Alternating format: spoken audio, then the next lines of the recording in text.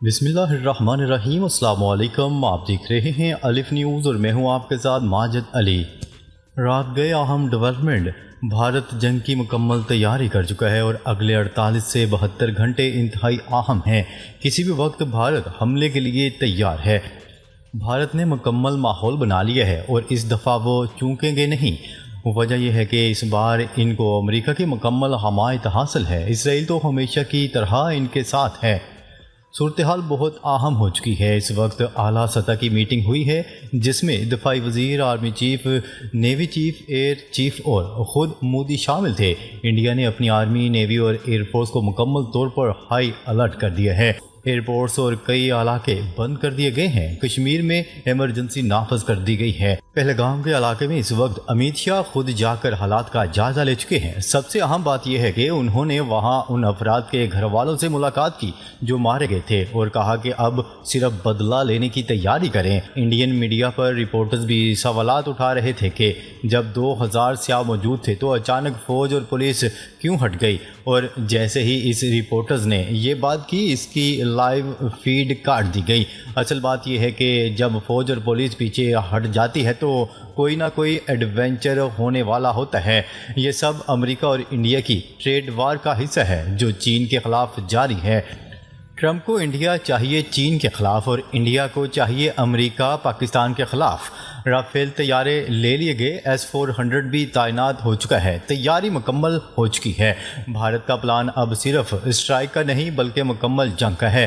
مقصد ہے کشمیر، گلگت بلتستان، پھر بلوچستان کی طرف پیش قدمی۔ یہ سب طے شدہ پلان ہے۔ ڈونلڈ ٹرمپ نے مودی کو سبز جھنڈی دے دی ہے کہ جو کرنا ہے کرو، امریکہ تمہارے ساتھ ہے۔ 2019 میں حالات مختلف تھے، اب سب کچھ بدل چکا ہے۔ افغان جنگ ختم ہو چکی ہے، اب امریکہ کو پاکستان کی ضرورت نہیں رہی۔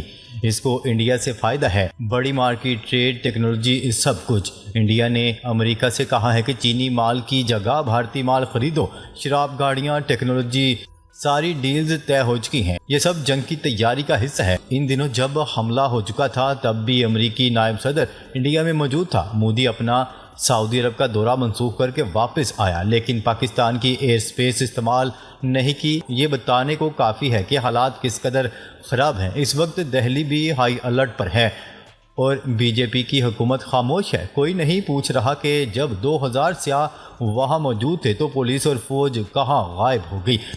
اسد الدین اویسی جیسے سیاستدان بھی کہہ رہے ہیں کہ بس حملہ کریں، بدلہ لیں۔ پیوٹن بھارت کے ساتھ کھڑا ہے، چین نے صرف مذمت کی ہے، دنیا خاموش ہے۔ یہ جو سیاحوں پر حملہ ہوا ہے وہ بھی ایک بڑی سازش کا حصہ ہے۔ کشمیر میں سیاحت ایک اہم ذریعہ معاش ہے اور وہاں کے لوگ اس وقت احتجاج کر رہے ہیں۔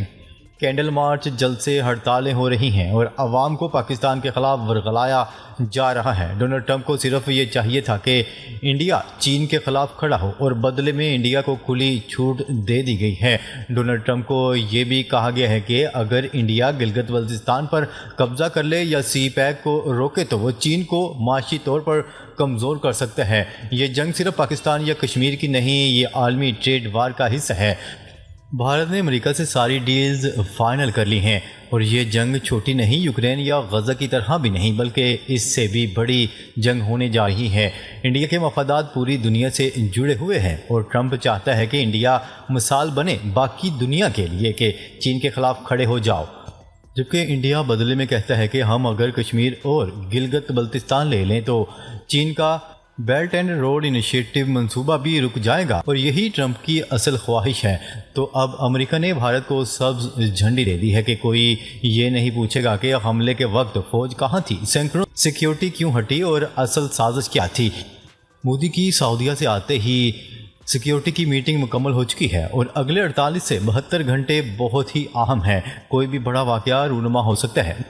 ناظرین، اب تک کے لیے اتنا ہی۔ مزید اپڈیٹس لے کر بہت جلد آپ کی خدمت میں حاضر ہوں گے۔ تب تک کے لیے اپنا خیال رکھیے گا۔ اللہ نگہبان۔